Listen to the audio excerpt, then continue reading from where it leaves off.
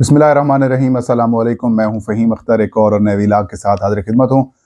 नाज़रीन, अवामी मुस्लिम लीग के सरबराह शेख रशीद अहमद साहब, जो कि कई रोज़ से लापता थे, वो आज उन्होंने मुनीब फ़ारूक, जो कि समा टीवी के ऊपर एंकर हैं, उनको इंटरव्यू दिया है। और इस इंटरव्यू के बाद वो सारी कहानी जो है वो सामने आ चुकी है कि शेख रशीद साहब को क्यों किले पर भिजवाया गया। और शेख रशीद साहब ने अपने इंटरव्यू में कैसे जो मुनीब फ़ारूक साहब हैं, ना सिर्फ उनको चारों शाने चित किया, बल्कि जो एक मंसूबा बनाया जा रहा था और जो गेम बनाई जा रही थी, उसमें भी शेख रशीद ने पकड़ाई नहीं दी।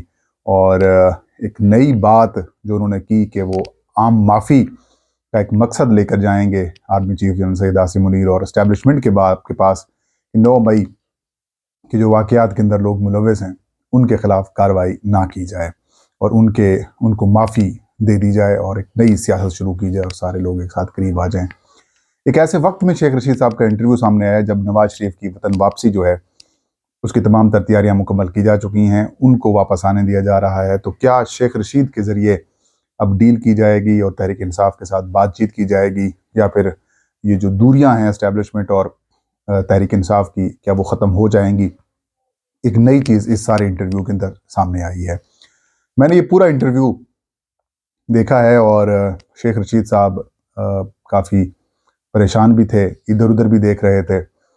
और एक वक्त के ऊपर जब उनसे सवाल हुआ 9 मई के प्लानिंग या उससे मुतालिक, तो उन्होंने कहा कि मैं एक चीज़ लिख के आया हूँ, जो शायद नोट था। तो उसके बाद से कहानी जो है वो काफ़ी हद तक क्लियर हुई है। देखिए, इसमें तो कोई शक नहीं है कि कुछ लोग कहते हैं कि एस्टेब्लिशमेंट का पाकिस्तान की सियासत के अंदर किसी किस्म का कोई किरदार नहीं है, तो ये गलत होगा। है, किरदार है और शायद रहेगा भी सही, क्योंकि एस्टेब्लिशमेंट माजी में भी मुतारिक रही है, इस वक्त भी रही है। लेकिन जो शेख रशीद साहब का जो इंटरव्यू था, वो बाकी जो इंटरव्यूज़ हुए हैं या जो प्रेस कॉन्फ्रेंसेस हुई हैं, वो उससे थोड़ा सा हट के था। शेख रशीद साहब ने इमरान खान के ख़िलाफ़ कोई बात नहीं की, शेख रशीद साहब ने तहरीक इंसाफ के ख़िलाफ़ कोई बात नहीं की। अलबत्ता डॉक्टर शीरी मज़ारी, शहबाज गिल, जुल्फ़ी बुखारी वगैरह का जो है शेख रशीद साहब नाम लेते रहे। और इमरान खान का साथ छोड़ने का भी उन्होंने बाज़ाब्ता ऐलान नहीं किया और ये कहा कि उनकी अपनी अलग जमात है, अवामी मुस्लिम लीग, उसका इंतखाबी निशान कलम दवात है। उन्होंने कहा कि आइंदा भी वो इलेक्शन लड़ेंगे, PDM की मुखालफत करेंगे, मुस्लिम लीग नून की भी वो मुखालफत करेंगे। और भरपूर कोशिश की मुनीब फ़ारूक साहब ने कि शेख रशीद साहब को फंसाएं उनकी सियासत के हवाले से, या फिर इमरान खान के ऊपर डायरेक्टली या फिर इनडायरेक्टली इल्ज़ाम लगवाएं, या फिर उस साजिश का, इंदरून खाना साजिश का, सारे मामलात के ऊपर जो है उन्होंने क्वेश्चन किए। लेकिन शेख रशीद बड़े समझदार और ज़ीरक किस्म के सियासतदान हैं और उन्हें पता है कि ये जो सूरत हाल है, इसमें उन्होंने किस तरीके से इस सारी सिचुएशन से निकलना है। खैर, चिले का नाम लेकर उन्होंने जो अपना अगवा है या फिर उनकी जो कहानी है गिरफ्तारी वाली, वो भी बता दी और क्लियर कर दिया कि कहाँ से ये सारे मामला जो है कंट्रोल हुए हैं। लेकिन उन्होंने कहा कि मेरे साथ अच्छा सलूक किया गया। असद तूर साहब का वो जो व्लॉग आजकल बहुत गर्दिश कर रहा है कि उसमें शेख रशीद साहब पर तशद्दुद किया गया, तो उसकी उन्होंने नफ़ी की। अलबत्ता ये कहा शेख रशीद साहब ने कि जो 9 मई का वाक़या था, वो तहरीक इंसाफ और पाकिस्तान के लिए बुरा दिन था, तारीख दिन था। और साथ में उन्होंने कहा कि कौन कौन लोग इसकी मजम्मत करवाना चाहते थे। दबे लफ्ज़ों में शेख रशीद साहब ने वो भी जो है वो बता दिया, लेकिन पकड़ाई नहीं दिए। वो जो इंटरव्यूज़ माजी में हुए हैं, जिसमें ये कहा जाता रहा कि इमरान खान उनकी ज़ात, कोई कहता था ज़मान पार्क के अंदर मनसूबा बना, कोई कहता था जूम के अंदर मीटिंग में मनसूबा बना, और कोई कहता था कि नहीं जी ऐवान सदर में हुआ, तो वो उसकी तरफ वो गए नहीं। उन्होंने कहा कि मेरा शुरू से इमरान खान साहब के साथ जब मेरी मुलाकात होती थी, तो मेरा ये मौक़िफ़ रहा कि इस्टेब्लिशमेंट के साथ हमें लड़ाई नहीं करनी चाहिए और हमें अपना काम, अपनी सियासत करनी चाहिए। उसके ऊपर वो आज भी कायम है और उन्होंने कहा कि मैं अब भी अपने आप को जो है फ़ौज का तर्जमान समझता हूँ। दुख था, उनके अल्फाज के अंदर दुख था। और ये जब उन्होंने जिक्र किया कि इतने अरसे तक मैं उनके साथ रहा हूँ, तो ये उनका चिल्ला मेरे लिए नहीं होना चाहिए था।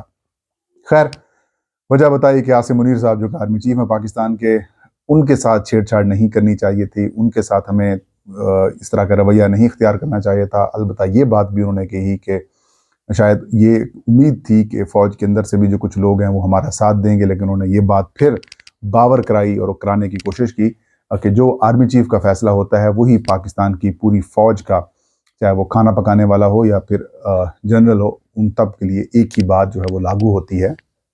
और ये जो तफरीक या फिर निफाक या फिर बगावत पैदा करने वाली बात है, उन्होंने कहा ये गलत बात थी। खैर, ज़िम्मेदार इमरान खान को उन्होंने नहीं ठहराया डायरेक्टली या फिर इनडायरेक्टली।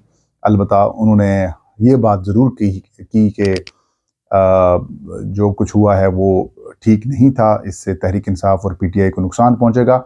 मुस्लिम लीग नून की और पीडीएम की उन्होंने मुखालफत की और ये भी कहा कि जिन जिन लोगों ने जनरल बाजवा के साथ या फिर फ़ौज के साथ डील करने की या फिर बात करने की कोशिश की, उन्होंने अलग अलग अपनी सियासी जमातें बना ली हैं, लेकिन वो अपने मौक़िफ़ के ऊपर कायम है। जो इंटरेस्टिंग बात थी वो ये थी कि जो जो लोग इस सारे मामले के अंदर नहीं मुलविस या फिर मुलविस हैं भी सही, तो उनसे मैं आर्मी चीफ साहब से मैं रिक्वेस्ट करूंगा कि वो उन सब को माफ़ी दिलवा दे दें, आम माफ़ी का ऐलान कर सके ताकि ये लोग करीब आ सकें। तो क्या शेख रशीद साहब इस सारे मामले में कामयाब हो पाएंगे? एक ऐसी सूरत हाल या फिर एक ऐसे वक्त में जब नवाज शरीफ वतन वापस आने के लिए मुकम्मल तौर पर तैयार हैं, उनको इस्लामाबाद हाई कोर्ट और नैब कोर्ट से भी ज़मानत मिल चुकी है, वो एक सज़ा याफ्ता मफरूर कैदी थे या फिर हैं, उनको एक तो हिफाजी ज़मानत मिलना एक अजीबोगरीब काम है। ये वही काम है कि सज़ा याफ्ता बंदा है और उसको इलाज के लिए बाहर भिजवा दिया गया और फिर वो साढ़े 3 पौने 4 साल आया ही नहीं वापस, और जब आ रहा है तो उसको अदालतों के ज़रिए रिलीफ मिल गया। अब वो बंदा जो है वो जाएगा, जलसा करेगा और जलसा करने के बाद जो है वो बातें करेगा और उसके बाद फिर सरेंडर करे या फिर जो करे। लेकिन आगे भी आपको पता है क्या होना है इस सारे सूरत हाल में, वहाँ से भी इनको क्लैरिटी मिल जाएगी या फिर उनको रियायत मिल जाएगी। लेकिन एक ऐसे वक्त में जब वो वापस आ रहे हैं और दूसरी तरफ शेख रशीद साहब ये कह रहे हैं कि मैं कोशिश करूंगा कि इन सबको आम माफ़ी मिल जाए, तो ये क्या तहरीक इंसाफ और इस्टेब्लिशमेंट के दरमियान सुलह करने के लिए शेख रशीद साहब कोशिश करेंगे?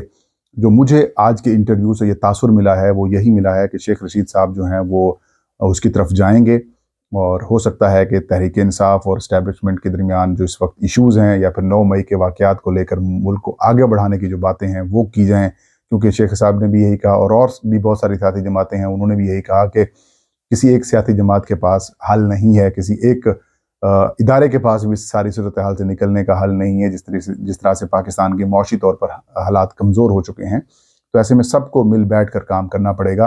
तो क्या मौलाना फजलुर रहमान का वो फार्मूला जो कि आसिफ जरदारी के साथ उन्होंने मुलाकात के बाद कहा कि सियासी जमातों को एक दूसरे के लिए गुंजाइश पैदा करनी चाहिए, क्या वो हो रहा है? तो इसका इम्कान बढ़ चुका है, क्योंकि जब नवाज शरीफ साहब वापस आएंगे और जिस तरीके से उनको फैसिलिटीज़ फराम की जा रही हैं, मुझे ये लगता है, मेरी एक राय है कि जो लेवल प्लेइंग फील्ड शायद हो, उसके अंदर ये बात हो कि 9 मई वाले वाक़े को भूल जाया जाए, उसके बाद तमाम सियासी जमातों को मौक़े फराहम किए जाएँ, इंक्लूडिंग तहरीक इंसाफ। लेकिन तहरीक इंसाफ के क्या चेयरमैन इसके अंदर होंगे या फिर नहीं होंगे? अगर तो ये सारी सूरत हाल पैदा होती है, तो अगर और इमरान खान और पीटीआई इलेक्शंस में नहीं होते, तो फिर तो इलेक्शंस को एक्सेप्ट ही नहीं किया जाएगा, उसकी सेहत को भी, उसकी क्रेडिबिलिटी को भी एक्सेप्ट नहीं किया जाएगा। तो आइंदा आने वाले जो दिन हैं वो मज़ीद इंटरेस्टिंग साबित हो सकते हैं।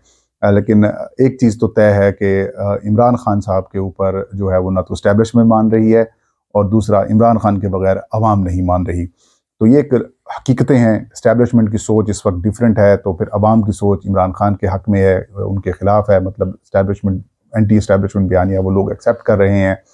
तो एक ऐसी सूरत हाल के अंदर कम्प्लेक्स पैदा हो सकता है। शेख रशीद साहब का जो टास्क है, या फिर जो शेख रशीद साहब ने कहा कि वो जो माटो लेके बाहर आए हैं, वो थोड़ा सा मुश्किल तो है, लेकिन नामुमकिन भी नहीं है, क्योंकि अगर नवाज शरीफ साहब 3 दफ़ा इस्टेब्लिशमेंट को चोक करके फिर वापस आ रहे हैं और उनकी सुलह हो रही है, तो ऐसे में इमरान खान साहब की भी या फिर पीटीआई की भी सुलह हो सकती है।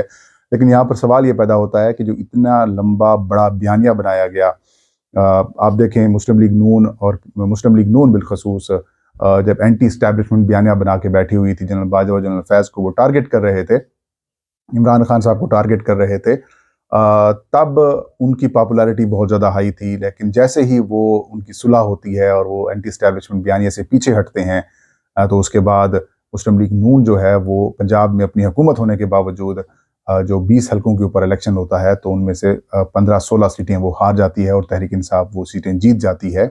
गो के उनकी अपनी थी, लेकिन उम्मीदवार ऑलमोस्ट वही थे जो मुस्लिम लीग नून की तरफ से लड़ रहे थे, वो पीटीआई थे या फिर आज़ाद थे। तो इस वक्त एंटी इस्टेब्लिशमेंट बयानिया तो है, लेकिन क्या अवाम इमरान खान और इस्टेब्लिशमेंट की जो अगर मुमकिन तौर पर सुलह होती है शेख रशीद साहब के ज़रिए, तो क्या उसको एक्सेप्ट करेंगे या फिर नहीं करेंगे, ये आने वाला वक्त बताएगा। लेकिन एक जो ट्रेंड समझ आया है, जो सामने आया है शेख साहब के इंटरव्यू से, वो ये है कि अवाम के जहनों के अंदर जो इस्टेब्लिशमेंट मुखालिफ बयानिया है उसको ख़त्म करना है, और जो भी एंटी इस्टेब्लिशमेंट बयानिया की बात कर रहा है उसको ये बावर करवाना है अवाम के सामने कि देखें इदारा ही ताकतवर है और इदारा ही मजबूत रहेगा। अल्लाह करे पाकिस्तान के हालात बेहतर हों। ये था आज का व्लॉग, मुझे इजाज़त दीजिए। अल्लाह हम सब का हामी और नासिर हो।